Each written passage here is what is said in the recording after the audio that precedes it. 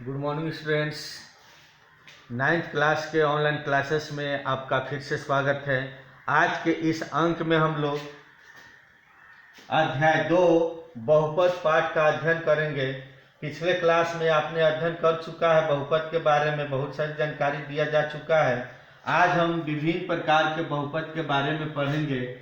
इसमें से प्रमुख रूप से निम्नलिखित है, जैसे शून्य बहुपद, अचर बहुपद, रैखिक बहुपद, द्विघात बहुपद, त्रिघात बहुपद, एन घातीय बहुपद, एक पदी बहुपद, द्विपदी बहुपद, त्रिपदी बहुपद, और तब उसके बाद हम प्रश्नावली 2.1 देखेंगे। तो सबसे पहले हम देखते हैं पहला शून्य बहुपद। ये शून्य बहुपद क्या होता है? वैसा बहुपद जिसके सभी पदों में वैसा बहुपद जिसके सभी पदों में चर का गुणांक 0 हो, उसे शून्य बहुपद कहते हैं। जैसे px बराबर 0, पहला। दूसरा उदाहरण आप ले सकते हैं, px बराबर 0x plus 0x² plus 0x³। इसमें आप देखिए ये जो अलग अलग पद दिए गए हैं, पहला पद 0 गुना x है, दूसरा पद 0 गुना x² है और तीसरा 0 गुना x³ है। तो इसलिए इसको अगर हम सरल करें तो ये जो है 0 से किसी भी संख्या में गुना करेंगे तो 0 होगा। ये 0 प्लस 0 प्लस 0, ये 0 ही रहेगा। अतः यहाँ पर px बराबर क्या हो जाएगा? 0 हो जाएगा। तो इसको हम लोग शून्य बहुपद कहते हैं। आप एक बात ध्यान कर लीजिएगा, नोट कर लीजिएगा कि शून्य बहुपद का घात परिभाषित नहीं है। किसी भी शून्य बहुपद का घात परिभाषित नहीं है, क्योंकि यहाँ पर इस तरह के बहुपद में किसी भी पद में चर का घात कुछ भी हो सकता है, और सम में जब 0 से गुना किया जाता है, इसको जोड़ा जाता है तो अंत में 0 ही प्राप्त होता है। इसलिए शून्य बहुपद के घात को परिभाषित नहीं किया गया है। दूसरा आता है अचर बहुपद। देखिएगा अचर बहुपद क्या होता है। अचर बहुपद वैसा बहुपद जिसका घात 0 हो, उसे अचर बहुपद कहते हैं।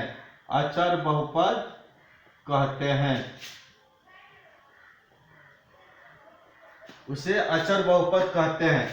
जैसे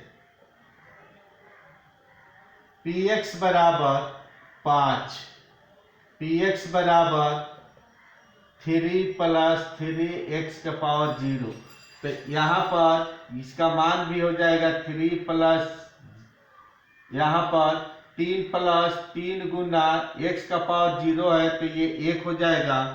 या इसी को हम लिख सकते हैं px बराबर 3 प्लस 3 बराबर 6। ये क्या हो जाएगा? अचर बहुपद हो जाएगा। इसी को हम लोग अचर बहुपद कहते हैं। तो देखिएगा ध्यान से कि ये एक ऐसा बहुपद है जिसमें बहुपद का घात 0 होता है, यानी कि इसमें जितने पद दिए गए होंगे उन सभी पदों में चर का अधिकतम घात क्या होगा? 0 होगा।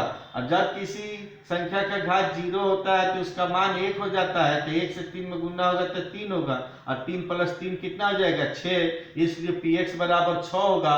और ये क्या हो गया? अचर बहुपद है, क्योंकि यहाँ से चर गायब हो गया है, इसलिए इसको हम लोग अचर बहुपद कहते हैं। उसके बाद आता है रैखिक बहुपद। देखिए वैसा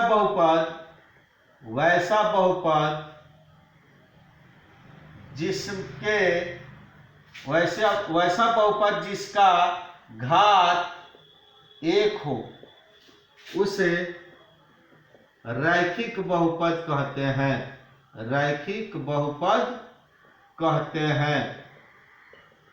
रैखिक बहुपद का सामान्य रूप, रैखिक बहुपद का सामान्य रूप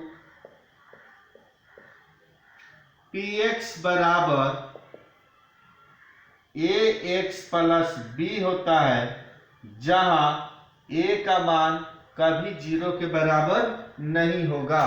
तो इसे हम लोग रैखिक बहुपद कहते हैं। जैसे मान लीजिए px बराबर 3x प्लस 8 दिया है, पहला उदाहरण। दूसरा उदाहरण px बराबर 7 प्लस 5x, ये सब क्या है? रैखिक बहुपद है। रैखिक बहुपद इसलिए है क्योंकि इस बहुपद का घात 1 है, इसका घात 1 है, इसका भी घात कितना है? 1 है, इसलिए इसे हम लोग रैखिक बहुपद कहते हैं। अब उसके बाद हम देखेंगे द्विघात बहुपद। द्विघात बहुपद क्या होता है? 4 नंबर द्विघात बहुपद वैसा बहुपद जिसका घात 2 हो उसे द्विघात बहुपद कहते हैं। द्विघात बहुपद का सामान्य रूप, द्विघात बहुपद का सामान्य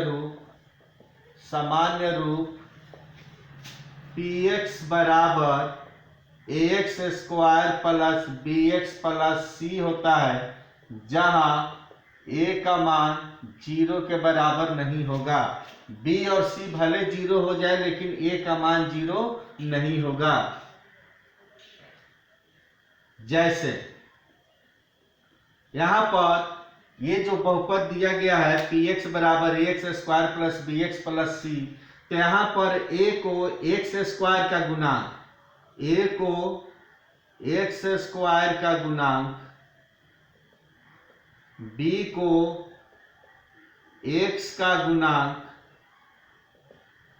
तथा c को x के पावर 0 का गुणांक या अचर पद कहते हैं।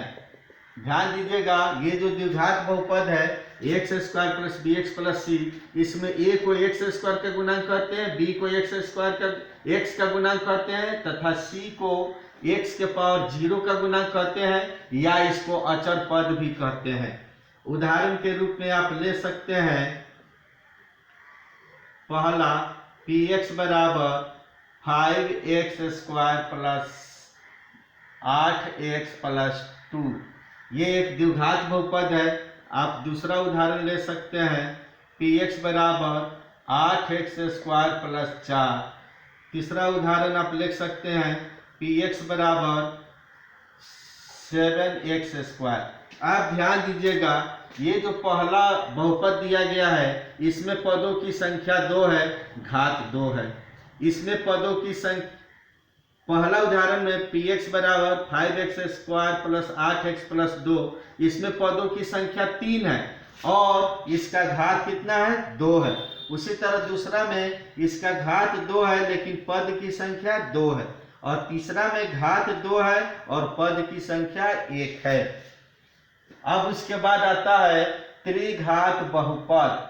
तो जिस तरह से द्विघात बहुपद का घात 2 होता है उसी तरह त्रिघात बहुपद का घात 3 होगा। तो त्रिघात बहुपद ये होता है त्रिघात बहुपद, वैसा बहुपद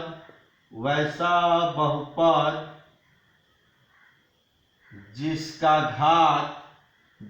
घात 3 होता है उसे त्रिघात बहुपद कहते हैं।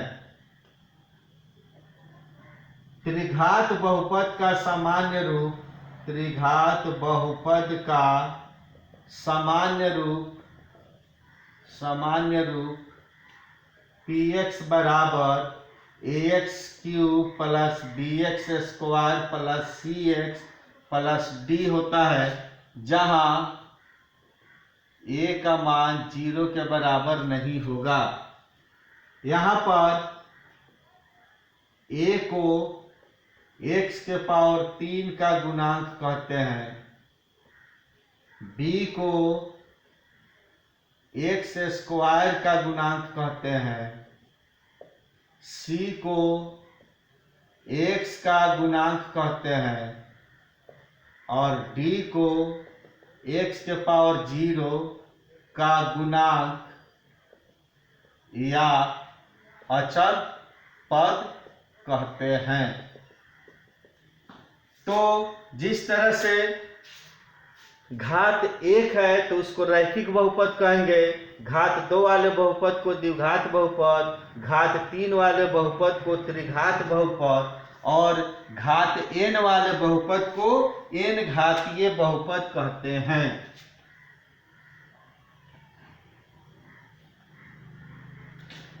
नंबर n घातीय बहुपद, इसका हो जाएगा वैसा बहुपद जिसका घात n हो उसे n घातीय बहुपद कहते हैं। इसका सामान्य रूप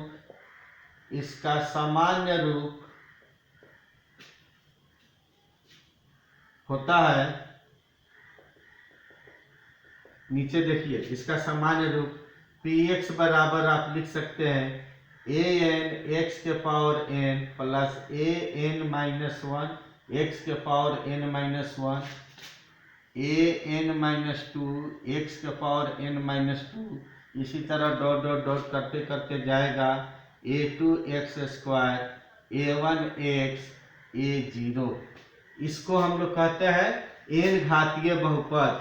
यहाँ px को चर x तथा घात n वाला बहुपद कहते हैं।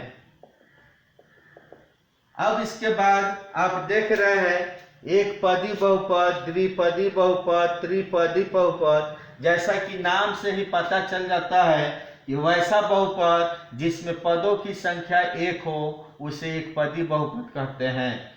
आपको हम पिछले क्लास में बता चुके हैं कि किसी बहुपद के पदों की संख्या कैसे ज्ञात किया जा सकता है। तो यदि हम बहुपद के पदों की संख्या निर्धारित कर दें तो उसका नामकरण भी आसानी से कर सकते हैं।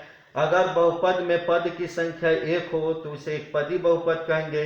यदि बहुपद में पदों की संख्या 2 हो तो उसे द्विपदी बहुपद कहेंगे। और यदि बहुपद में पदों की संख्या 3 हो तो उसे त्रिपदी बहुपद कहेंगे। 4 पद वाले बहुपद को चतुष्पदी बहुपद कहेंगे। 5 पदों वाले बहुपद को पंचपदी बहुपद कहेंगे। और इसी तरह से पदों की संख्या पर हम बहुपद का नामकरण कर सकते हैं। तो ये रहा विभिन्न प्रकार के बहुपद का परिचय। अब हम लोग बारी बारी इस अध्याय के प्रश्नावली का अध्ययन करेंगे। तो अगले वीडियो में हम लोग इस प्रश्नावली का पहला प्रश्नावली देखेंगे। प्रश्नावली 2.1 का अध्ययन नेक्स्ट क्लास में करेंगे। तब तक के लिए धन्यवाद।